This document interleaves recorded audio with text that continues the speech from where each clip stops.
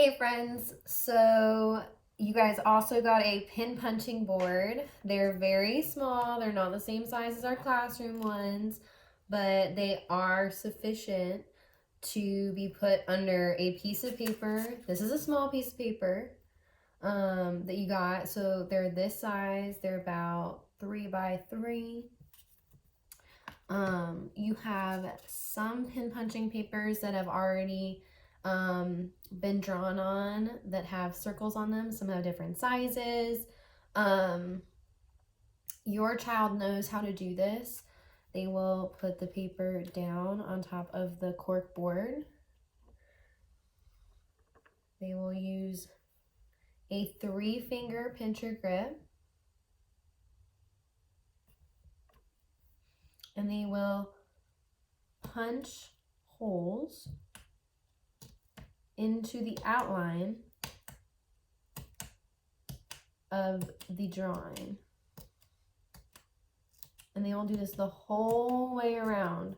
Now I'm not going to do this the whole time. This is just a way to show the parents how this is done. So you see how there's this space coming so that it's going to rip out. If I poke all the way around,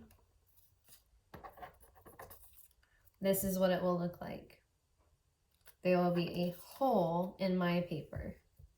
Now, once I'm done with this, our beautiful Oops book that we read in class all the time will tell you that we don't want to throw these papers away. Just because we're done doesn't mean we can't use them for art, for language. You can talk about what shape this is, where this shape is in your house. You can take this around your house looking for this shape as a reminder. You can glue this onto a piece of paper and color the inside, make it into something. Same with this. You could turn it into an egg, or maybe it could be one of the wheels of a motorcycle. So that's pin punching of the prepared materials that are in your package.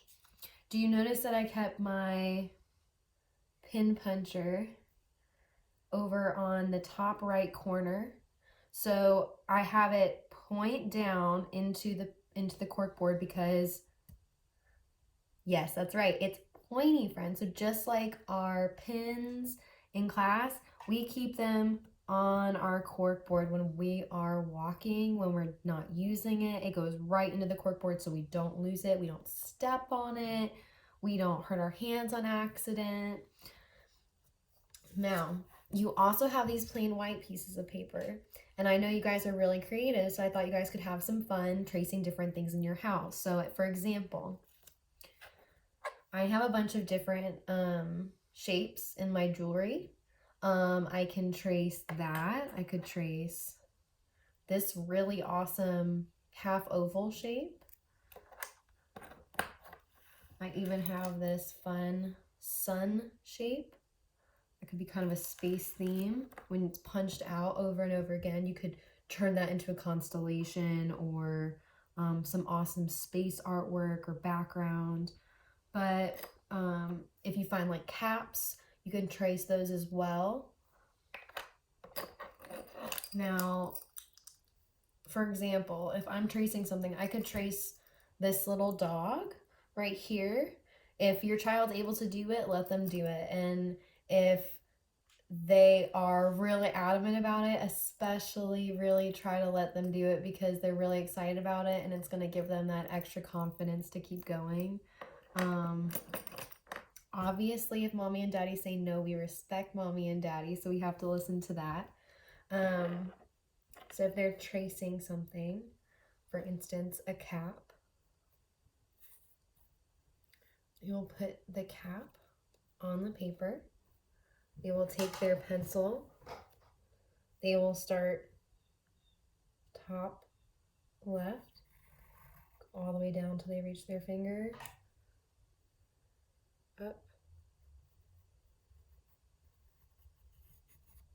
back around. Now, it may not be a perfect circle.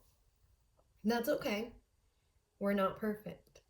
We talk about it all the time in class. We all make mistakes. We're not perfect. Now, I could put this cap back on and trace again. Or If you're really good at art, I'm really glad that was pointing into my cork board. I can come and I can draw the end of the circle, but I'm always using my 3-finger pincher grip, just like you guys always use in class. Use your 3-finger pincher grip. It's good for you. So that is your pin punching. I know you guys are going to have lots of fun discovering shapes in your house to trace and pin punching out. So good luck. Send me pictures.